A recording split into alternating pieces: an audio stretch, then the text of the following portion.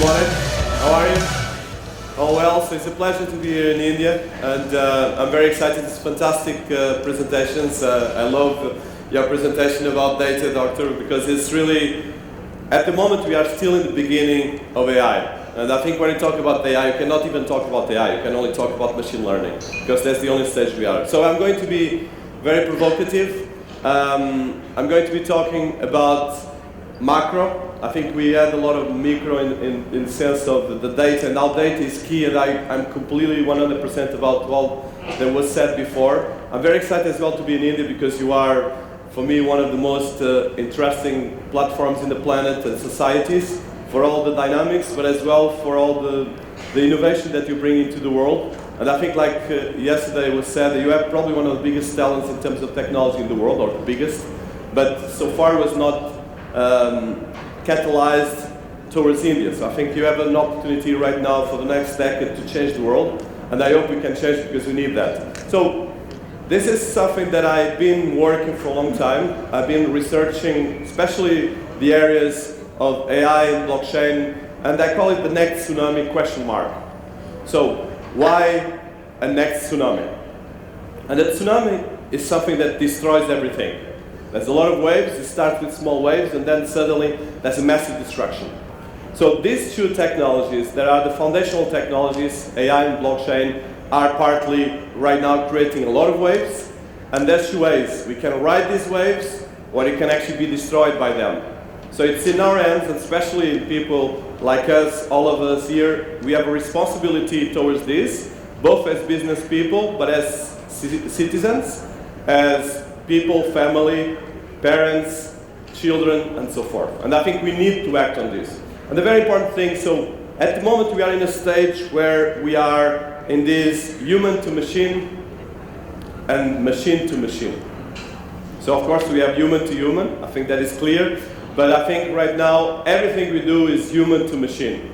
So I think that's a new stage of evolution of mankind, and that's why I talk about swarm evolutionary singularity. So it's a lot of terms. I don't want to just talk about buzzwords, but I think singularity in the sense of human and machine are getting closer, for good and for bad. And then swarm in the sense of swarm intelligence is an intelligence that is made of nature, or nature systems. If you look at the bees, you look at the ants, they have a track record and they adapt towards that. So this is kind of very important concepts for these two technologies that I'm going to speak going forward. So a bit about me, and I don't speak too much about it, but I'm looking in two books that is research.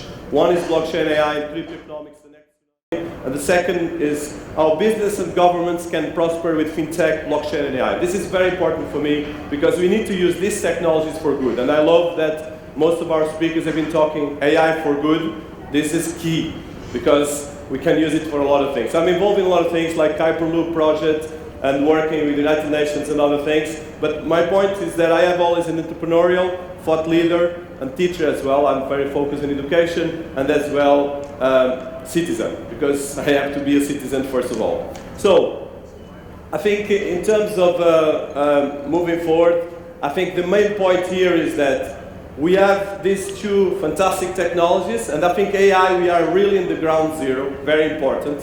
What we have right now is very incipient ways of artificial intelligence. But blockchain and AI are the foundational technologies of our time, and they are the DNA of everything we're doing. Because whatever you're using a mobile, that I'm sure most of you have one or two, or a computer, is all about algorithms, and algorithm is still not AI, but it's the part that build the AI that we're trying to build. And of course blockchain. Blockchain is a very big buzzword. It can be used for anything and for nothing, but at the same time is the distributed ledger technology and the smart contract technology of our time. And it's creating trust for the internet. So this is an evolution technology, but it's as well a revolution in a lot of ways. So why? And I want to start by this. This is very important, I mentioned already.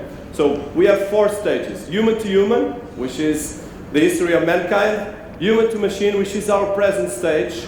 Machine to machine, and machine to human. So I think this point of machine to human right now is our stage, and this is the most disruptive stage because at the moment we're starting to end. If you look at the evolution of mankind, It took us thousands of years to be what we have right now, the different colors, the eye shape, and everything else.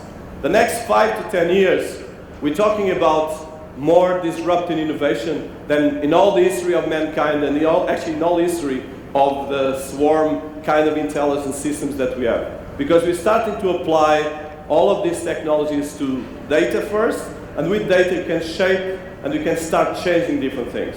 So these points are very important. But when it comes to machine, then we have something much more disruptive. Because machine to machine touches something that starts evolving in a slightly different way. So it's another evolutionary system that we are right now going through. So I wanted to just think about this because this is critical, especially people working in artificial intelligence or in machine learning. Let's talk it that way. So I think this is one of the very interesting person from India that talks about this is one of the more important things that we have. It's a person I deeply respect that came from India, but whatever the company that we're talking, but this is what he said, and this is not just me. So AI is more revolutionary than electricity or fire. This is something that I've been preaching as well, and it is. But if you look, fire changed completely mankind, and electricity changed completely society. And even if you have still a lot of parts of the world that have difficulty to get electricity, it changed completely the way we work, society, ways, and so forth. So at the moment we are in this new stage. And I think I want to touch as well Stephen Hawking quote. And I think I really believe on this. And actually I'm working in very basic AI systems and I'm already nervous. So I'm sure we should all be nervous, but more than nervous, we should be acting. I'm not a panic person, I'm a very pragmatic, and I created the company of AI because I want to change the world, but I want as well to make sure that this doesn't happen. So we are in this stage. And I think this is not in 5 years, it's now. So how can we use this from a macro perspective and go then to the micro perspective of the data, of the analysis of the data that was mentioned before, and using this for countries to change, to improve education and all the systems of society. So, very important things that we have at this moment. So we have immediate technologies, we have long-term technologies. And then we have the core tech of our time, which mentioned before, the application to industry, and then human-machine ID. And identity is very important in technology. We are creating data, everything we're doing right now, but we need to look at the general and the specific evolution of all these technologies and how this applies to us as humans.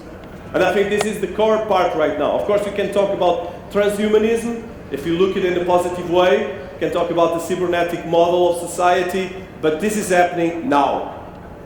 And India is a very interesting point because we are one of the most technological countries in the world, but as well you have all the things of an emerging economy that is still a powerful and probably right now one of the top 5 countries in the planet in terms of economics and then all the other things. And of course in terms of people, you have the best asset, that is people.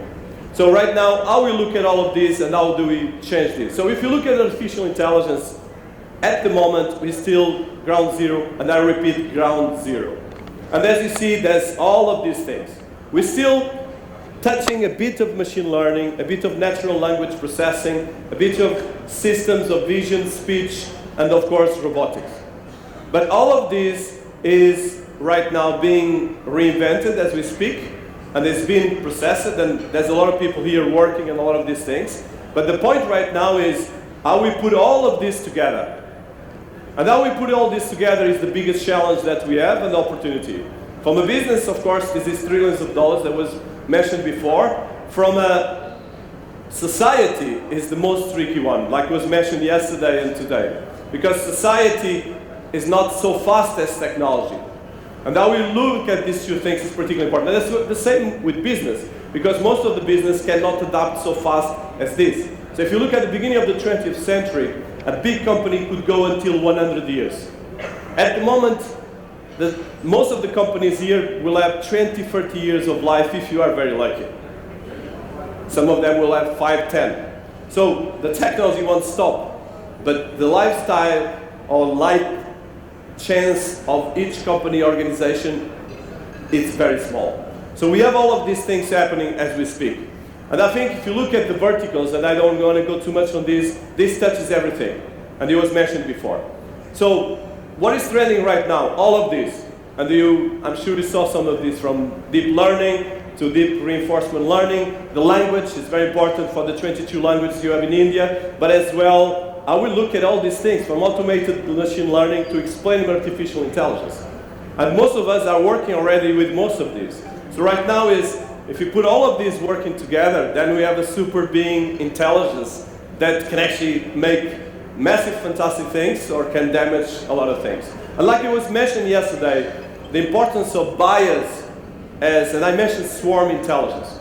If you look at swarm intelligence, the ants, if you leave a bit of sugar, they will find the fastest way to go to the sugar.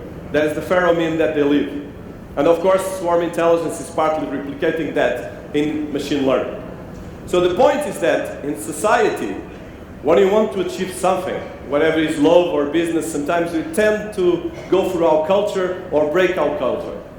So how do you apply this to machines? How do you apply this to data? Because if you process an algorithm to get some results, that algorithm will get these results. But if you look at money, if you look at other things, then we start having a lot of challenges. So some ethical concerns. Will AI replace humans? Transparency in AI decision, bias, malicious users, and all these different things.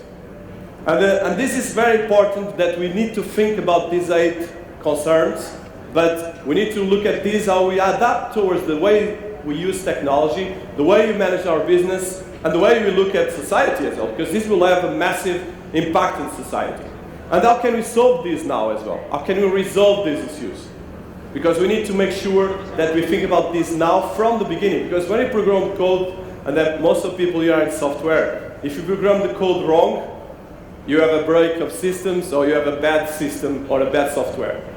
But if you program the code wrong, you can have as well a machine that can actually be a destruction machine. So how can you look at this in governance? So I think a very important thing that was mentioned when you look at data, when you look at business, is governance and ethics. And as well, planning. We need to plan from the scratch. So I think it's great that India is looking at a plan for AI, but as well a plan for education, and then plan for data evolution. Because we need to make sure our data is going to evolve and is going to learn as we go. And of course, when it looks at blockchain, the idea of smart contract. At the end of the day, most of the world economy is still paper. Paper. For instance, just the Dubai, I was working with some people in Dubai government, and just the use of paper in Dubai government, just for small operations in legal, equals to the same quantity of money you could save to feed 4 million children. I'm talking just about Dubai government. 4 million children just with the paper that you could save. We are a digital transformation economy, but most of the world economy is still paper. 90% to be precise. So we have 90% of the world economy that is paper, that is still in records, ledgers that are paper or book ledgers. So our task is digitalize the 90% of the economy, make it more effective, and improve society. And free humans from repetitive tasks, but get new tasks, invent new ways to make us occupied. And I'm not going to talk about the 500 million jobs that will disappear. 500 million jobs plus. But of course, we'll create another ones, like in any revolution previously that we did in history of mankind. But how can we look at this right? So a very important thing in terms of one of the ways I look at identity, digital identity. So if you look at the moment, we have websites, authentication, protocols, identity per website and social media, then shared data and ID within platforms, and then platforms that own data. At the moment, most of the platforms in the planet own our data. We have no say about this data. So what blockchain technology is trying to do is creating applications that have a smart contract, a very basic machine learning, authentication, one identity, that means you don't have to have 20 accounts, and then make sure that the shared data and ID is used without trust, with our ownership. And this is the biggest challenge of the blockchain revolution, if you made it right.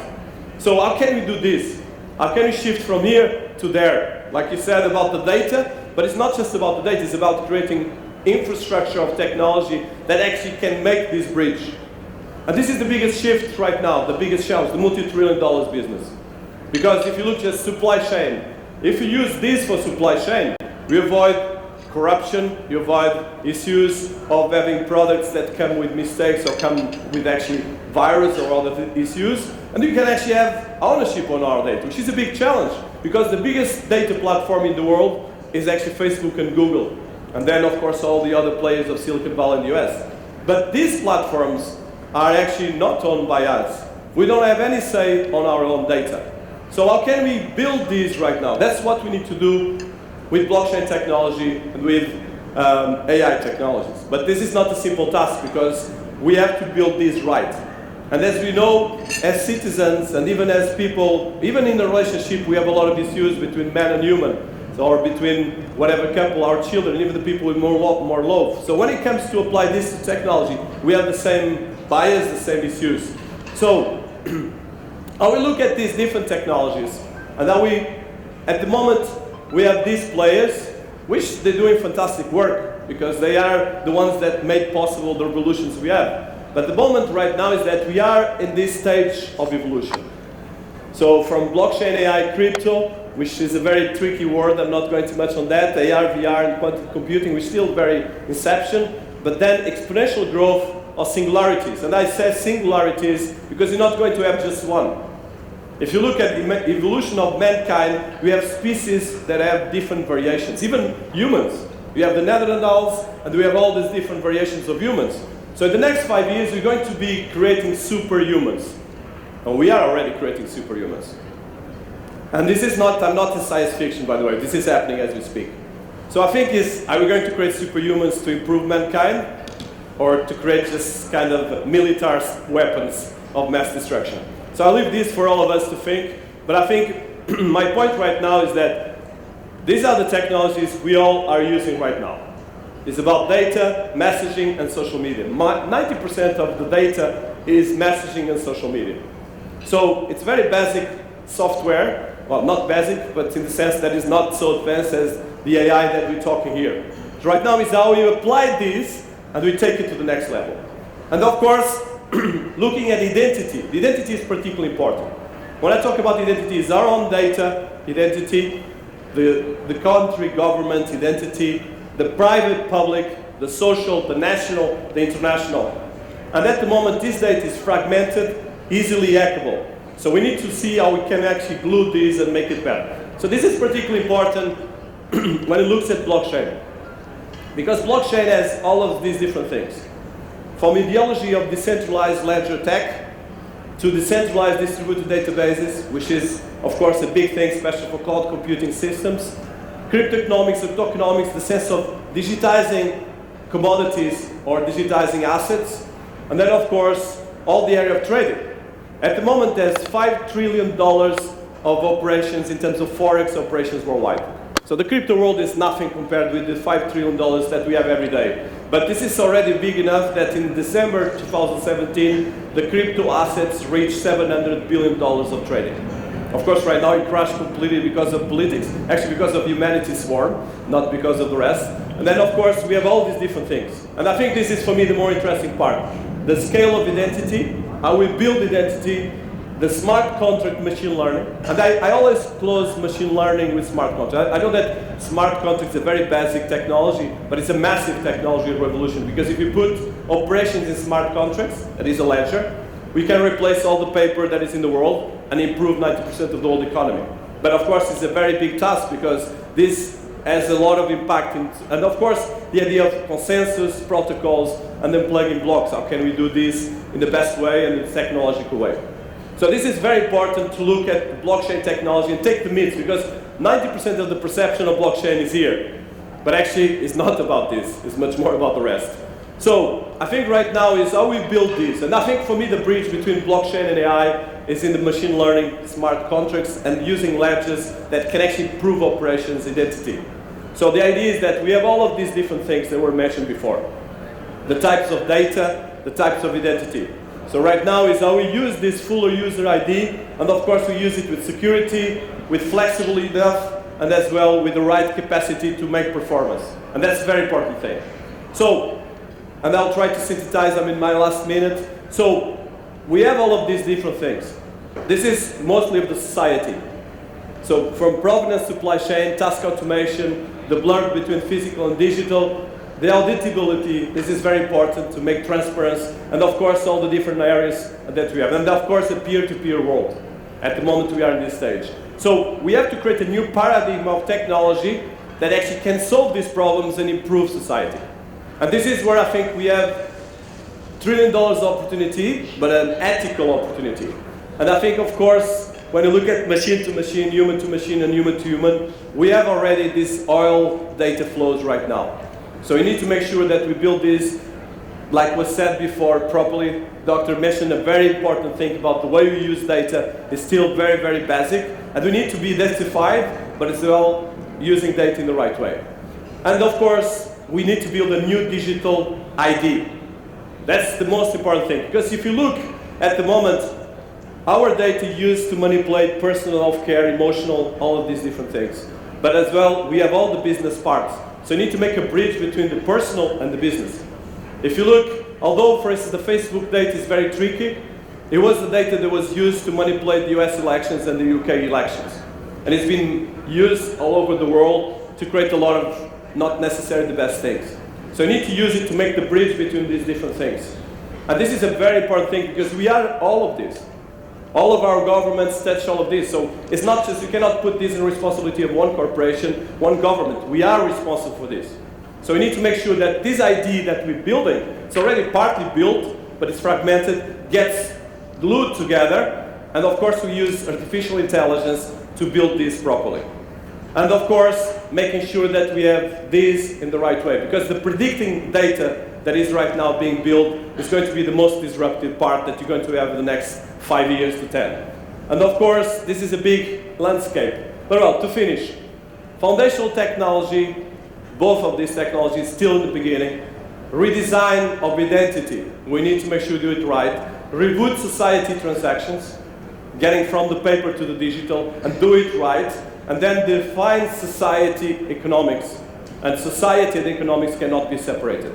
We are business people, all of us here, but we are as well society people. So you need to make sure that we build this evolution right, and not just another something that can destroy things. And of course, right now, this is a tsunami, okay? At the moment, it's becoming a tsunami, and we need to make sure that we surf this, we don't get under the waves. And we make sure that these waves are prepared, because this is right now accumulating. So we need to be very focused right now, because I didn't want to go too much on the consequences of the AI parts that we are still in the beginning, but this is going to be a big thing. So we need to be prepared not to let this happen. And of course, this is a metaphor, but this is happening right now as we speak. So some last notes. Make sure that we all do things right now, from transaction managing of data, to regulatory part, to increase ethics and requirements, and make sure that we get this from personal to business to society. All of us are responsible for this, and we have a way and a responsibility on this. And I think India, in particular, is a society I deeply admire because of the multiplicity, where you can have different religions at the same level, and you have over 300 million gods, which is quite impressive, and you are all together. That's amazing. It represents the world and the best of the world. So you need to replace this with technology, but as well with humanity and humanity. Okay, thank you so much. I think it's this. There's a lot of things, but you can see this in my slide share. Any questions from the audience? Please raise your hand. All right. Thank you, Dinis. Thank you. There was one question, but you can take it up. Oh, yeah. Raise your hand, please. Yeah.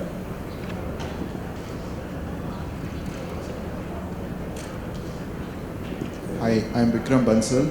I have a question around cryptocurrencies and how do we make it legal as well as enforceable in a way which is applicable to a country like India, where there's a lot of scare around cryptocurrencies generally, because everything will be obscured and decentralized. Yeah, it's a big question. So cryptocurrencies, in the end of the day, is a way of digitizing an organization. It might be an asset, it might be a new technology, it might be a new solution. So it's based on a smart contract. So a lot of the issues that happen towards cryptocurrency should not exist. Because if you look at all cryptocurrencies that were created, around 1,900 more or less active, even if they have no volume at the moment.